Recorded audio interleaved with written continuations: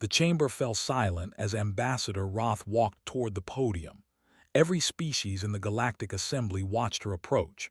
3 decades had passed since the Purge, yet the memory burned fresh in human hearts.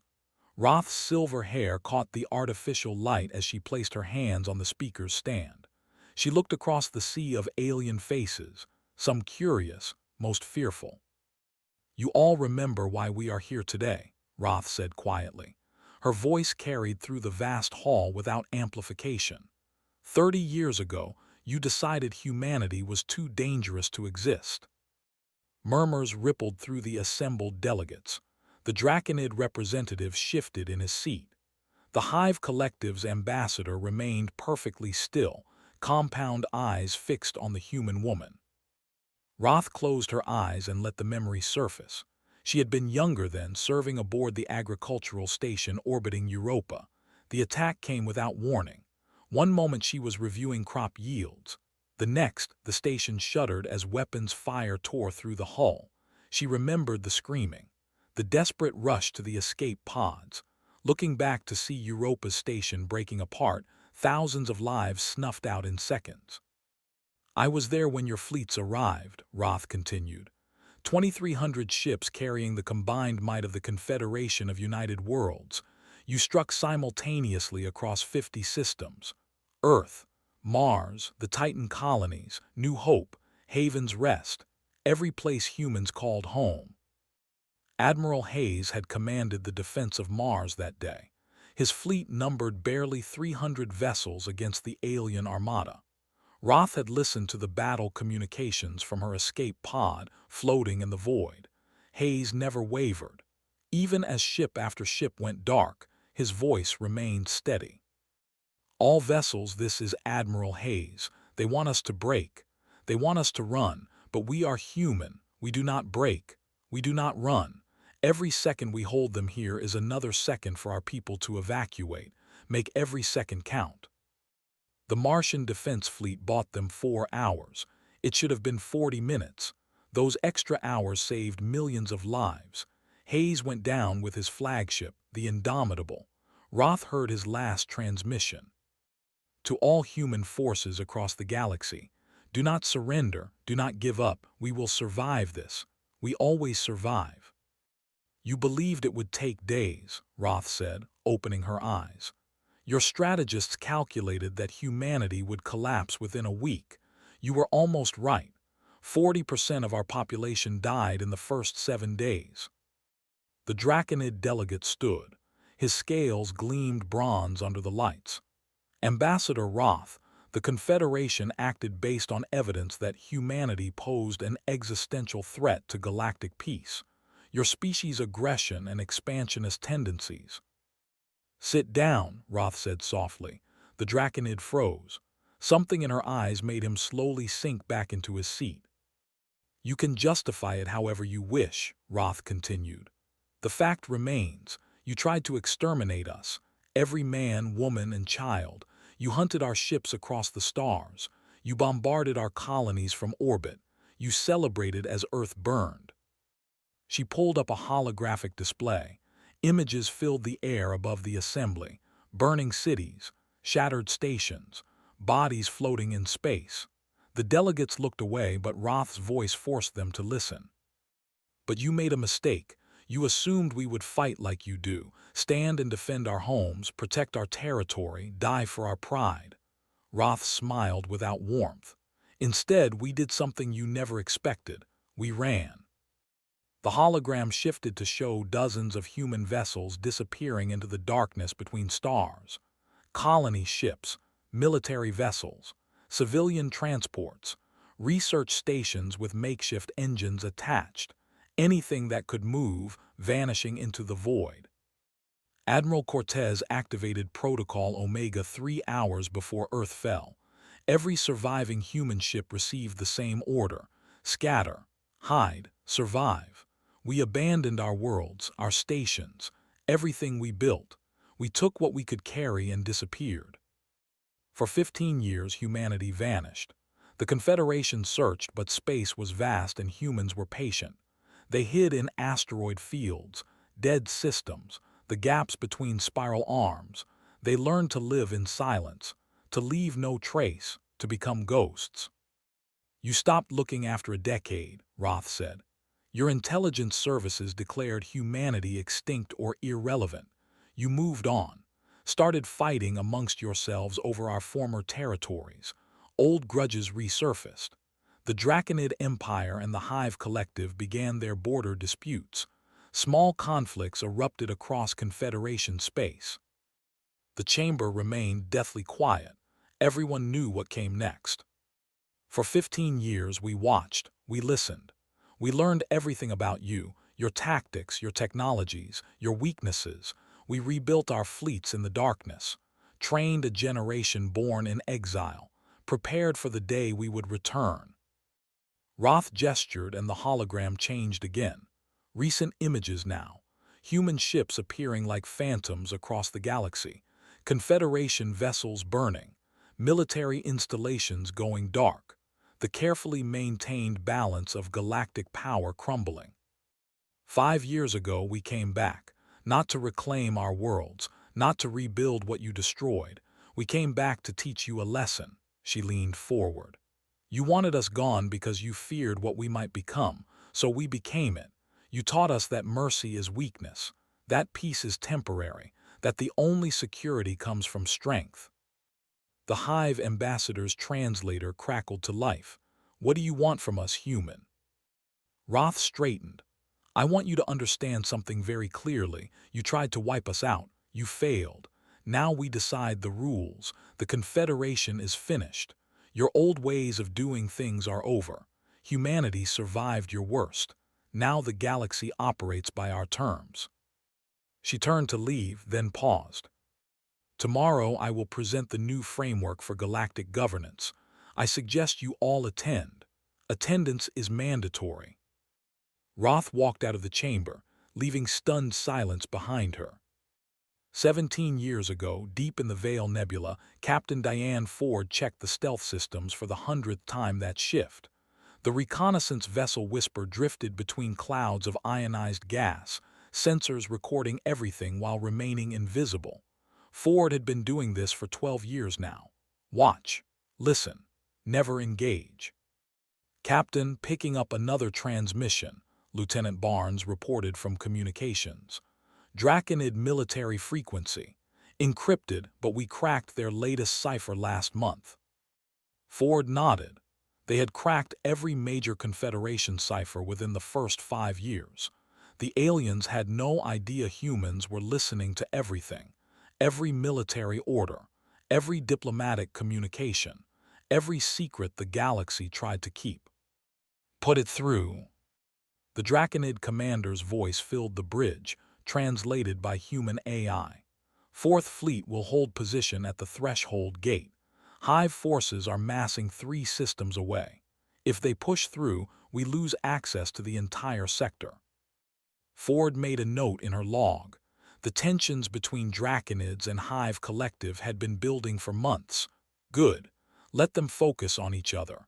Let them forget about humanity. On the main view screen, a Confederation patrol passed within 20 kilometers. Their sensors swept right over the Whisper without detecting anything. Human stealth technology had advanced beyond anything the aliens possessed. It had to. Survival demanded it.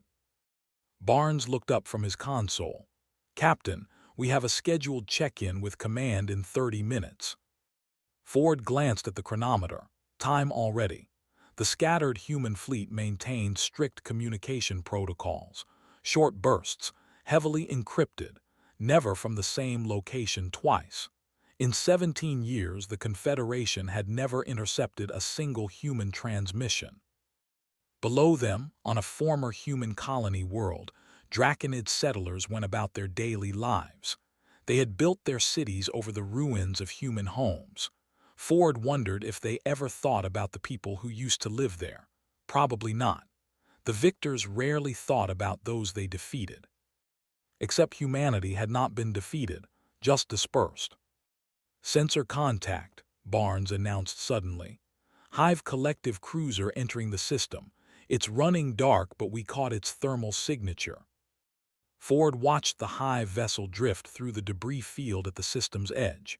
It was scouting, looking for Draconid weak points. The war everyone knew was coming had already begun in small ways like this. "Are they aware of the Draconid patrol?" Ford asked. "Negative, Captain. They're on opposite sides of the system." Ford made a decision. She had standing orders not to interfere, but she also had discretion. She typed a command into her console. A narrow beam transmission, impossible to trace, bounced off 3 satellites before reaching the Draconid patrol. The Draconid commander's voice came through again, confused now. "Sensors showing possible contact in Sector 7. All ships investigate." The patrol changed course, heading directly toward where the Hive vessel lurked. Ford smiled slightly. In 2 minutes they would detect each other. Shots would be fired. The incident would escalate tensions. The Confederation would fracture a little more. "Course change logged as accidental sensor echo," Barnes said quietly. He had been with Ford long enough to know when she bent the rules. "Excellent," Ford replied. Hours later, after the Draconid patrol and Hive cruiser had exchanged fire and retreated, Ford transmitted her report to command. The message compressed into a microsecond burst, indistinguishable from background radiation. Somewhere in the darkness, another human ship would receive it, decrypt it, and pass it along until it reached Admiral Hayes himself. The response came 6 hours later, 3 words that made Ford's heart race. "Phase 2 begins." She read the full orders twice to be certain. After 17 years of hiding and watching, humanity was ready to reveal itself, not with overwhelming force, not yet, but with presence, a reminder that humans still existed. Barnes plot a course for the Korvax sector, best speed, full stealth. "The Korvax sector," Barnes frowned. "That's Confederation Central Territory, heart of Draconid space." "I know exactly where it is," Ford said. "That's why we're going there." 3 days later, the Whisper emerged from faster-than-light travel at the edge of the Korvax sector. Hundreds of Confederation vessels moved through the system, military ships, cargo haulers, civilian transports, the beating heart of Draconid commerce and power. "Take us in," Ford ordered. "I want us close enough that their sensors could detect us if we let them." Barnes hesitated only a moment before complying. The Whisper glided through the busy system like a shark through shallow water. They passed within 500 meters of a Draconid battleship, close enough to see individual crew members through the viewports. "Deactivate stealth," Ford said. 3-second pulse, then back up." "Captain, that will." "I know what it will do. Execute the order." Barnes hit the command. For exactly 3 seconds, the Whisper appeared on every sensor in the system. A human ship, right in the middle of Confederation space. Then the stealth systems reactivated and they vanished again. Chaos erupted on Draconid communications. Ford listened to their panicked transmissions with satisfaction. They had seen a ghost, proof that humanity still lived, still had the capability to go anywhere, appear anywhere, strike anywhere.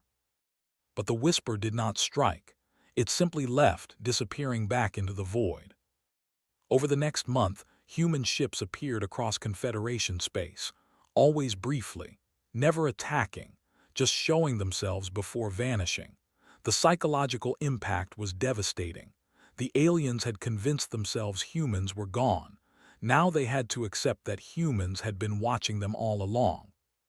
Ford received new orders as she prepared for another appearance, this time in Hive collective territory. The orders came with a message from Admiral Hayes. "Make them remember, make them afraid. The galaxy forgot what humans are capable of. Time to remind them." Ford set course for the next system, already planning how to maximize the fear. General Tarak stared at the empty space where the human ship had been. His sensor officer had confirmed it 3 times. A human vessel, here, in the heart of Draconid military territory, then gone as if it had never existed. How long was it visible? Tarek demanded. 4.2 seconds, General. Then it vanished completely. Ships do not just vanish. This one did, sir. Tarek's scales rippled with agitation. He had fought in the Purge 17 years ago, commanded a destroyer group that hunted human vessels through the outer colonies. They had been so confident then. Humanity had seemed weak, disorganized, easy prey. Looking at his sensor logs now, Tarek realized how wrong they had been. Send a priority message to High Command, he ordered. Humans have stealth technology far beyond our previous assessments. They can penetrate our deepest territory undetected. The response from High Command came within the hour. Tarek read it twice, unable to believe what he was seeing. Disregard the sighting. Continue standard patrol routes. Do not, under any circumstances, engage human vessels if encountered again. Do not engage. The Draconid Empire, which prided itself on military supremacy, was being ordered to run from humans. Tarek felt his honor burning, but he followed orders. He had not survived this long by being foolish. Over the following weeks, human ships appeared everywhere, sometimes alone, sometimes in groups. They never fired weapons, never made threats. They simply showed themselves, then disappeared. The psychological impact spread through Confederation space like a plague. Tarek began noticing other things too, orders that seemed slightly off, troop movements that made no strategic sense, supply routes that created unnecessary tension with Hive collective forces. In the command center of his flagship, Tarek reviewed the latest deployment orders. His fleet was being sent to the border with Hive territory. Aggressive positioning that violated the buffer zone agreement both sides had maintained for decades. This will provoke them, his second officer noted. High Command knows what they are doing, Tarek replied, but doubt crept into his voice. 3 systems away, a Hive collective commander named Sector Mine Theta received similar orders. Position forces at the Draconid border. Prepare for possible incursion. The orders came through proper channels, properly encrypted, completely legitimate. Neither Tarek nor Theta knew that human intelligence officers had intercepted, modified, and retransmitted both sets of orders. Neither knew they were being maneuvered into conflict. The first shots were fired by accident. A Draconid patrol, nerves frayed from constant human sightings, misidentified a Hive scout ship. The Hive vessel returned fire out of reflex. Within hours, both sides had reinforced. Within days, skirmishes erupted across the border zone. Tarek found himself commanding fleet actions against Hive forces he had no desire to fight. But orders were orders, and the Hive kept attacking. What he did not know was that the Hive commanders were saying the exact same thing about Draconid aggression. Ambassador Roth watched it unfold from the human command ship Perseverance, hidden deep in uncharted space. Holographic displays showed the spreading conflict, exactly as planned. The Confederation is fragmenting, Admiral Hayes observed. The old warrior had survived the purge through sheer stubbornness and skill. Now he orchestrated humanity's revenge from this secret vessel. 7 species at each other's throats, all because we changed a few orders here and there. They did this to themselves, Roth said coldly. We are simply removing the structure that held them together, showing them what happens without us. Hayes nodded. The next phase. Begin the broadcasts. Across the galaxy, every major communication network simultaneously received the same transmission. Ambassador Roth's face appeared on billions of screens. She looked directly into the camera, into the eyes of every alien watching. People of the Confederation, you have forgotten us. You believed the lie that humanity was extinct. We allowed you to believe it. For 17 years, we watched you from the shadows. We learned your secrets, your weaknesses, your fears. Roth paused, letting that sink in. You are at war now. Draconids and Hive collective killing each other over border disputes. 3 other species joining the conflict. Trade routes collapsing. Civilian casualties mounting daily. Do you know why? Another pause. Because we are not there to stop you.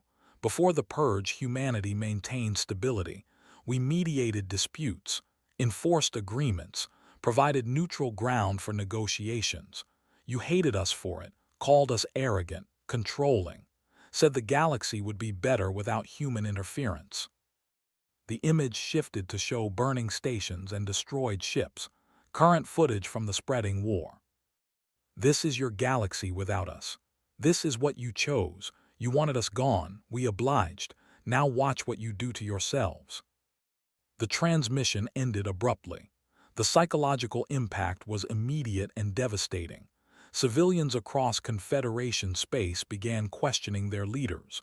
Why were they fighting? Who actually started this?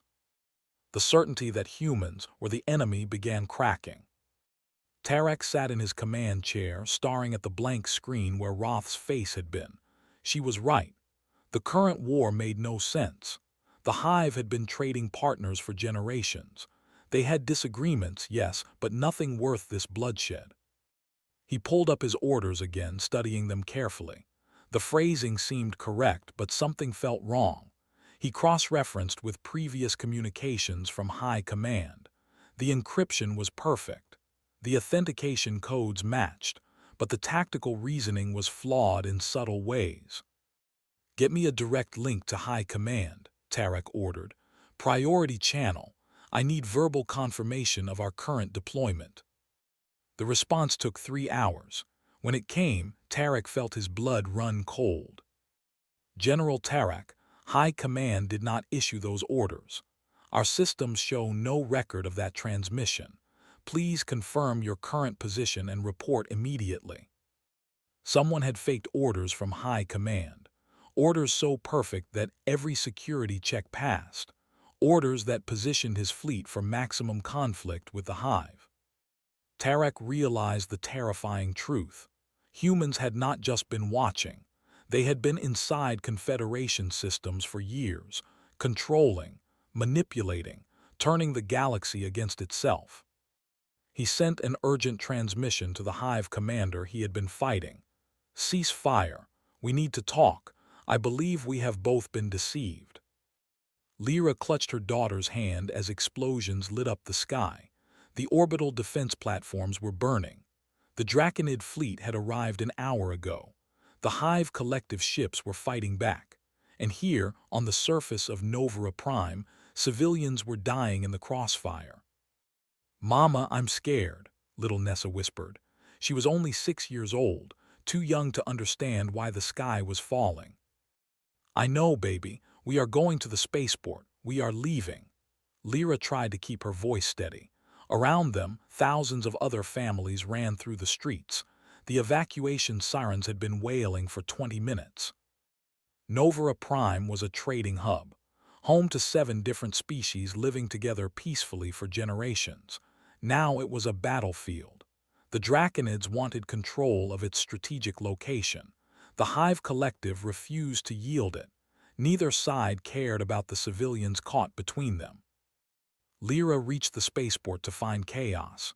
Ships were launching in panic, overloaded with refugees.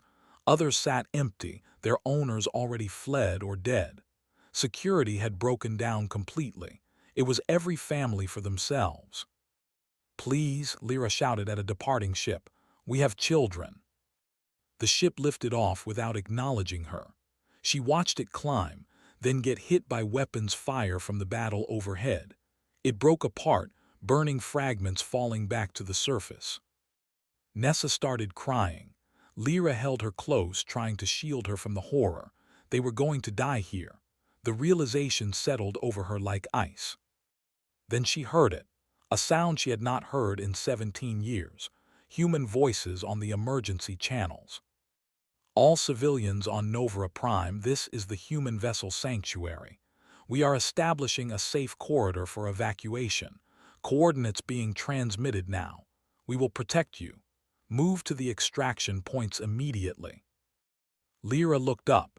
Ships were descending through the battle, sleek vessels unlike anything the Confederation flew.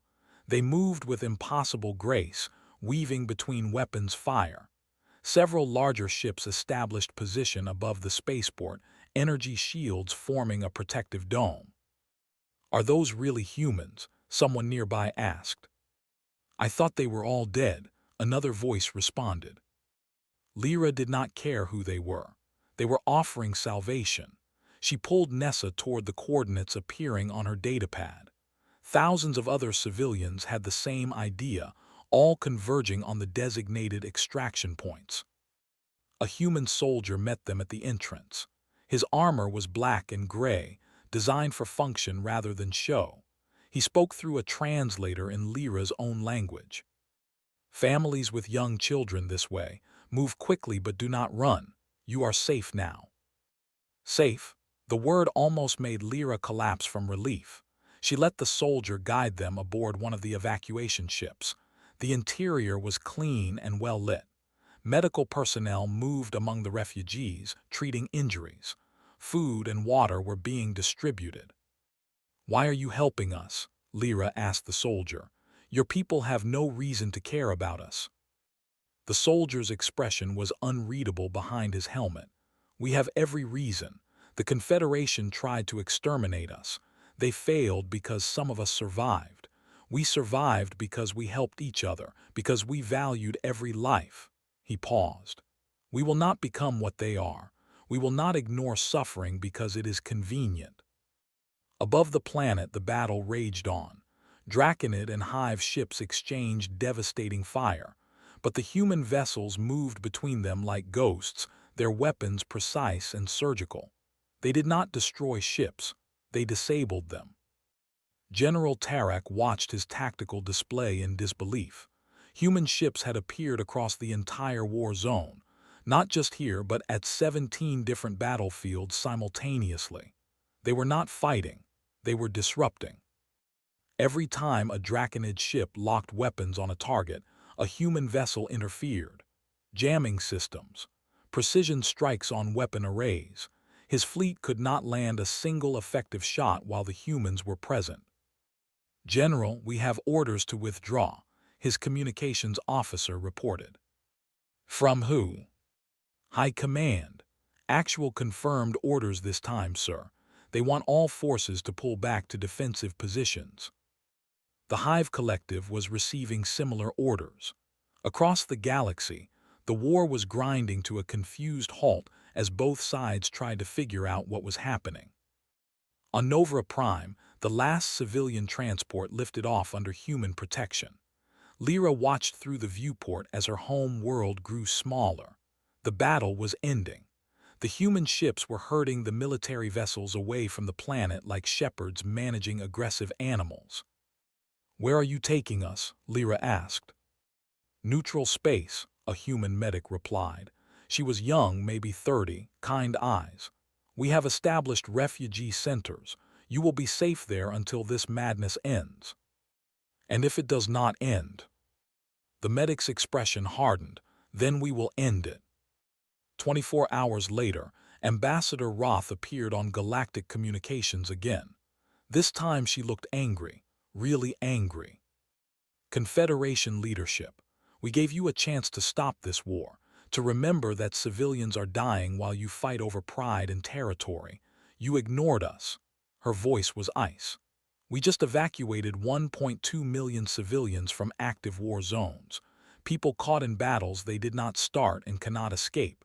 People you abandoned to die." Images filled the screens. Human ships rescuing refugees, children being carried to safety, medical teams treating wounded of every species. "We have documented 17,000 civilian casualties in the last week alone, families destroyed, children orphaned, entire communities erased, all because you cannot resolve your differences without violence." Roth leaned forward. "This is your final warning. You have 72 hours to cease all military operations, return to your borders, begin negotiations under neutral mediation. If you refuse, we will stop asking nicely. We will stop giving you chances to do the right thing. We will impose peace." The transmission ended. General Tarak sat in his command chair, thinking about the human soldier who had protected civilians while Tarak's own forces endangered them. Thinking about how humanity had every right to hate the Confederation, yet chose to save lives instead. He opened a direct channel to High Command. "This is General Tarak. I am requesting permission to cease hostilities and open communications with Hive forces. This war serves no purpose. It is time to end it." 73 hours after the ultimatum, the Confederation High Council met in emergency session. Representatives from 17 species argued while their fleets continued fighting. They believed humans were bluffing. They believed their own military superiority would prevail if it came to actual conflict. They were catastrophically wrong. Admiral Hayes stood on the bridge of the Perseverance, now revealed and broadcasting its position openly. Around him, 300 human warships dropped stealth protocols simultaneously across 200 star systems. The largest military operation in human history was beginning. "All ships, this is Hayes. Execute Operation Daybreak. Disable, do not destroy. We want them alive to learn from this." Across the galaxy, human ships moved with coordinated precision that made Confederation tactical computers seem like Stone Age tools.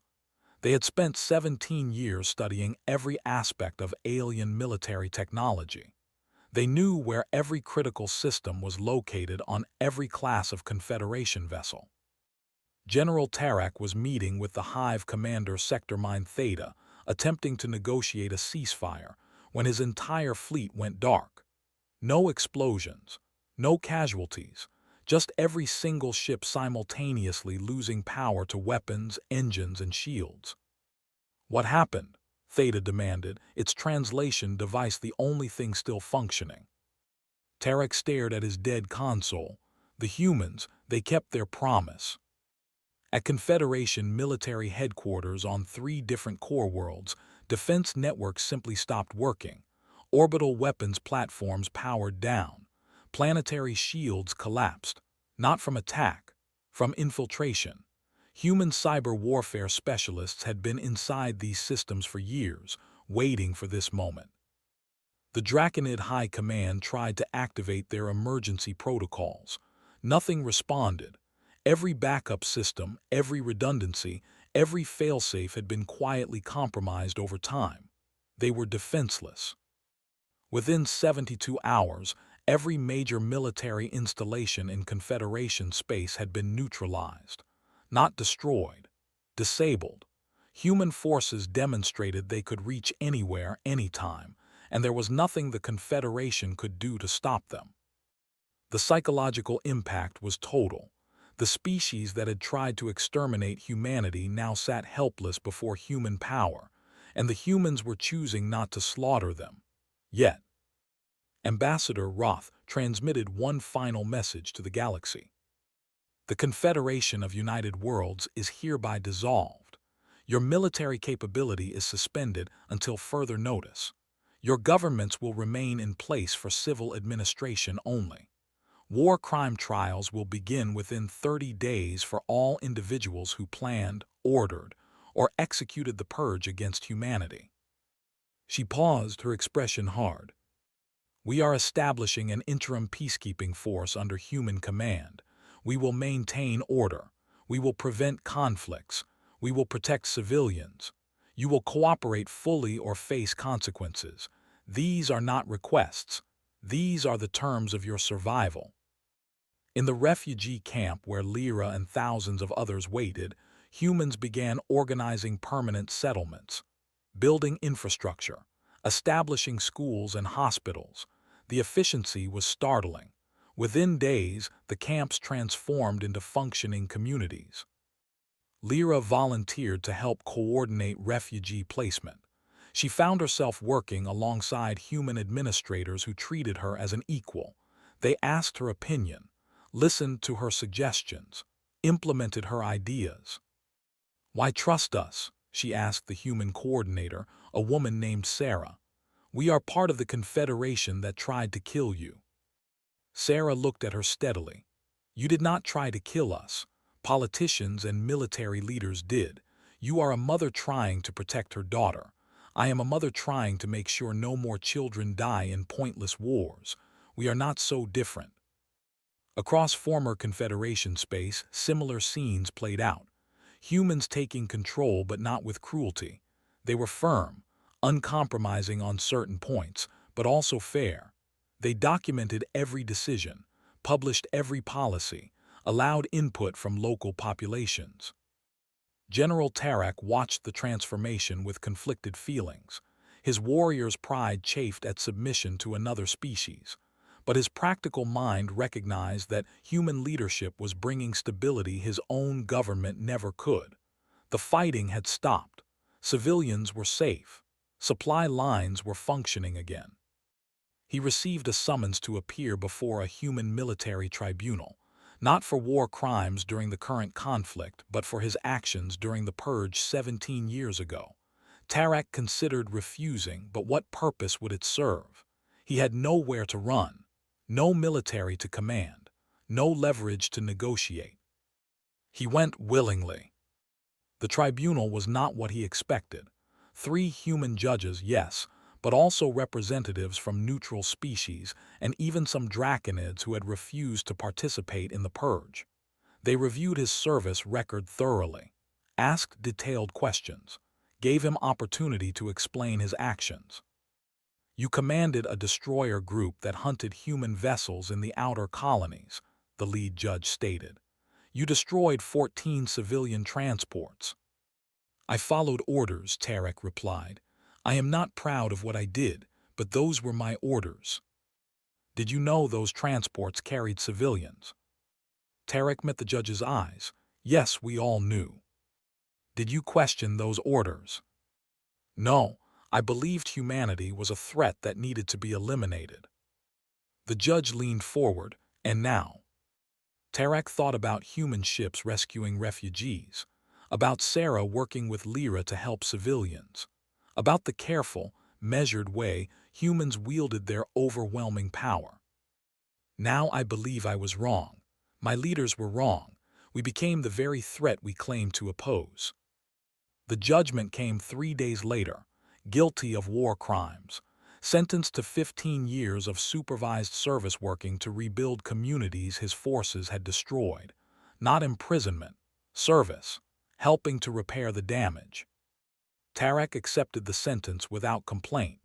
It was more mercy than he deserved, more mercy than he had shown humans. Ambassador Roth stood before what remained of the Confederation leadership. "We are establishing the Unified Galactic Council. Humans will hold veto power on all military matters for the next 50 years. After that, we will revisit the structure, but make no mistake. We enforce peace now. We set the rules. You tried to wipe us out. You failed. Now you live by our terms." 3 years had passed since humanity imposed peace on the galaxy. Lyra walked through the halls of the Unified Galactic Council building, her diplomatic credentials hanging around her neck. She represented the civilian refugee coalition now, ensuring displaced populations had a voice in the new government. The building itself stood as a symbol of the new order, built on neutral ground, designed by architects from 20 different species but unmistakably under human oversight.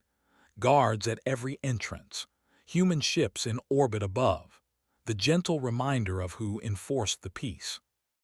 Lyra entered the council chamber where representatives debated the latest trade agreement. The discussions were heated but civil.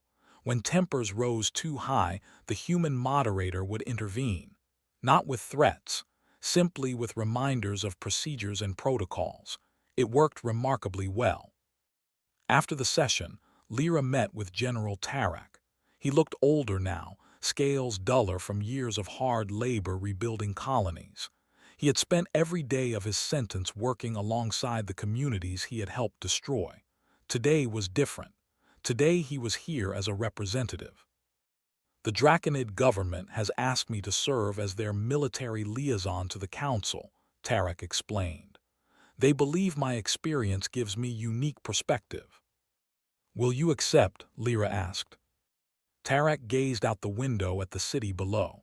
Species from across the galaxy living together, trading, building, coexisting in ways that seemed impossible just years ago.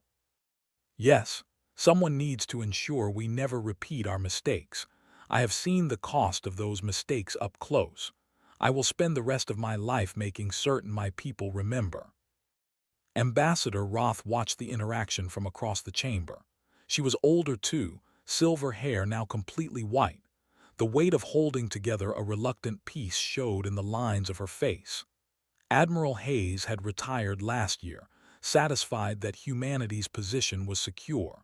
But Roth continued, driven by something she could not quite name. Duty, revenge, justice, probably all three. Captain Ford's daughter graduated from the multi-species military academy that morning. Roth had attended the ceremony. Watching young humans train alongside draconids, hive collective members, and a dozen other species, learning to work together, building bonds that transcended the old hatreds. It gave Roth hope, small hope, carefully guarded, but hope nonetheless. Ambassador, a voice interrupted her thoughts. Sarah, the coordinator who had worked with Lyra in the refugee camps, approached with a datapad. The latest public opinion surveys are in. Support for the Unified Council is at 78% across member worlds. Approval of human peacekeeping is at 64%. And the remaining 36%, Roth asked. Split between those who want their independence back and those who want even stricter human control. Sarah smiled slightly. You cannot please everyone. No, Roth agreed, but we can keep them alive. That has to be enough. She thought about the cost. Humanity had survived the purge but not unchanged. A generation had grown up in exile, knowing only hardship and loss. They were harder than their parents, less trusting, more willing to use force to ensure security. The galaxy was more peaceful than it had been in centuries, but that peace rested on human military supremacy, on the implicit threat that any return to the old ways would be crushed. Was that really peace, or just controlled fear? Roth did not have an answer. In the military academy across the city, young recruits from various species trained in hand-to-hand combat. The human instructor, a veteran of the purge, taught them not just fighting techniques but philosophy. Violence is not strength, she told them. Any fool can destroy. Real strength is knowing when to fight and when to talk, when to push and when to yield. The galaxy learned this lesson the hard way. Make sure you remember it. A Draconid cadet raised his hand.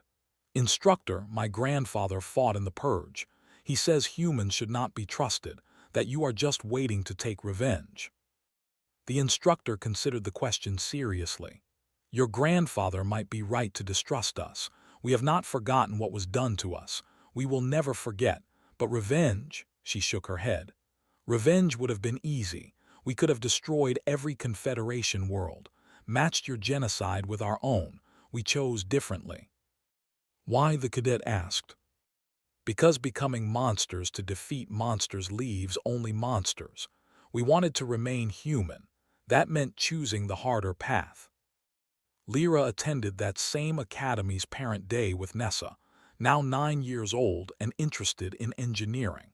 They watched demonstrations of new technologies being developed cooperatively by human and alien scientists, advances that benefited everyone. Mama, when you were my age, was it like this? Nessa asked. No, baby. When I was your age, different species barely spoke to each other. We traded, but we did not trust. We competed instead of cooperating. Lyra pulled her daughter close. What we have now is fragile. It requires constant work, but it is better than what came before. Ambassador Roth prepared her evening report to Earth, to the government that now effectively controlled galactic policy. She detailed the day's progress, the challenges, the small victories. At the end, she added a personal note to the Prime Minister. We have achieved what we set out to do. The galaxy operates by our rules now. We are safe, secure, powerful beyond anything our ancestors imagined. But I wonder sometimes if we paid too high a price. We lost our innocence in the purge. We lost our trust in the basic goodness of others. We became exactly what they feared we would become. She paused, then continued typing. Yet I see hope in the next generation. Humans and aliens learning together, working together, building something new. Maybe that is enough. Maybe we created the conditions for a better future, even if we ourselves cannot fully inhabit it. Maybe that is what survival really means. Roth sent the report and looked out at the city lights. Somewhere out there, on 1,000 worlds, beings of 100 species went about their lives in peace, because humans enforced that peace. They had tried to wipe humanity out. They failed. Now humans decided the rules. And in deciding those rules, humanity was learning what it truly meant to be the architects of galactic civilization.